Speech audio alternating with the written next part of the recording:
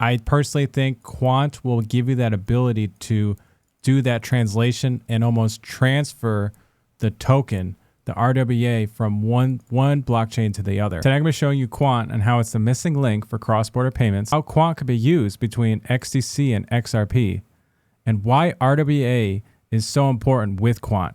Stay tuned. First of all, what is Quant? It is a network between blockchains. And so it's not an actual blockchain, it is a network. So even their website is quant.NETWORK, and they market themselves as a coin, but in my opinion, they're more of a network. Their whole goal is to help you move your assets between different blockchains. And so they provide an API, essentially a network that's outside of the blockchain that connects to the blockchain. And so that's part of the reason why it's in its own little category.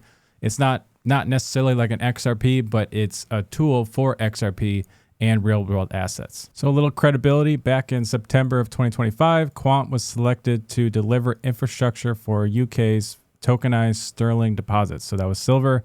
And so there are big banks that are using this right now.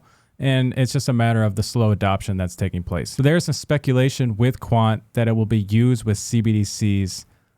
Realistically, it is more of a network than a settlement vehicle. And the reason why I'm saying that, it's quant.NETWORK, and they provide the application programmable interface to connect blockchains. And that's why it's called the Overledger. It is over the ledgers. And so settlement will still be in the native token like Bitcoin or XRP or XDC or XLM. But you will need something like Quant to verify some of that settlement for the different applications like R3 Corda or decentralized apps. So Quant is collaborating with BIS. And who is BIS? That is the Bank for International Settlements. So they are working with them, and they're doing that with the Project Rosalind. But I wanted to show you something interesting because they're testing how the APIs could facilitate retail payments. And so this goes back to, it's not a settlement vehicle. It is more of a tool to help with CBDCs. So it's not replacing CBDCs.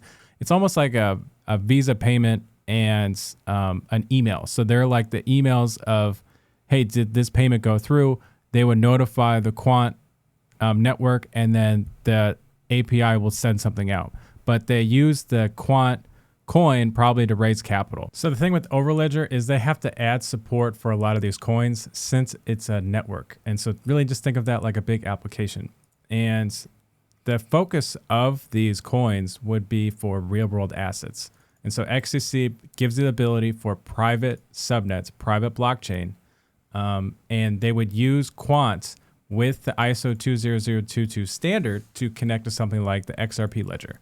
And this supports the cross-payment narrative that most people are focused on. R3 Corda does this, but they pretty much take this and they say, hey, we're just going to do it all ourselves. So that's kind of why I think banks like that. They have pretty much the private settlement. But really what I see most likely happening is we're going to have a hybrid approach. And that's kind of why I'm using XDC as like a blueprint for RWA going forward. But because I personally think there's going to be a push towards like public verification with private settlement. And so Quant facilitates that when you have public blockchains. R3 Corda, if you guys aren't familiar, is essentially just an application that banks are supporting that facilitate private. It's pretty much a private market for RWA. I wanted to do another graphic, another video about this, but at a high level, this is kind of what I'm seeing is you have one subnet, like $2.5 million worth of real world assets. You're going to need some type of API network to go from, like, let's say you wanted to have a plane living on the XDC blockchain and you wanted to move it towards the XRP RWA. I personally think Quant will give you that ability to do that translation and almost transfer the token, the RWA, from one blockchain to the other. That's where Quant's going to come in big time, where it's going to be a network translation piece for the entire industry. And so that's why I'm kind of focused on it. Yes, it has the ISO 20022 compliance, but the big focus is taking real world assets that get tokenized on one blockchain and then moving them towards different blockchains, but you need the programming and the translation between them. And that's why Quant is positioned the best. There's also privacy. So remember, if you're going to be transferring an asset like a house or a plane, and you're going from one network to the next network, you don't want the entire world knowing that that translation is taking place. And so that's why it's a network. It's not a blockchain. Yes, it's an overledger. It's a ledger, but it's a private network. Quant Network launches Overledger Fusion to boost stablecoin interoperability. And I know a lot of folks go, well, Joshua, that doesn't affect the price, but you need a stablecoin to transfer the real world assets that are living on chain. And you need that trading pair, because remember, we're going from the old to the new, but you got to represent the old system, which is the US dollar that can be represented with the stablecoin to transfer assets to go between different networks. And the network translation with Quant needs the stablecoins. All this is they're building the Lego pieces, the building blocks to start connecting all of the real world assets together. And so Quant is just one pillar that will help facilitate this global market. So real world assets represent housing, and XRP is tokenizing things like housing or planes or treasuries.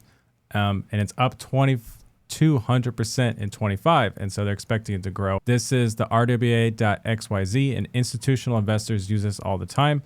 But it just shows you the graphic of this entire market moving towards the blockchain. And BlackRock's on there, Circle's on there, Ondo, Dollar's on there, and they're just moving everything onto the blockchain. And it's only going to increase because it's faster, there's more visibility, and there's more liquidity, and you get liquidity instantly. So real world assets and moving all of your assets onto a blockchain is a no-brainer for the entire world. It solves the cross-border payment narrative or the liquidity crisis, the trade crisis, whatever you're saying. But really the whole point of that is to get rid of that time it takes in this old system of like the 2 to 4 weeks, the 3 to 5 days settlement.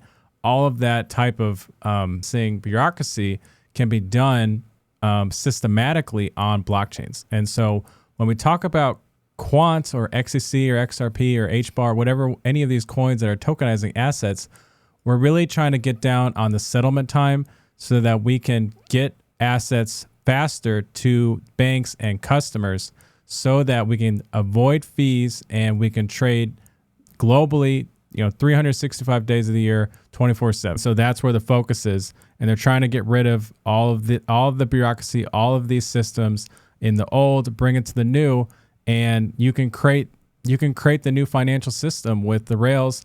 And they're building the rails, and it's a fun time. If you have assets living in the old system and you want to bring them in the new system with these blockchains, and you want to build the rails for the new financial system, I'm happy to work with you.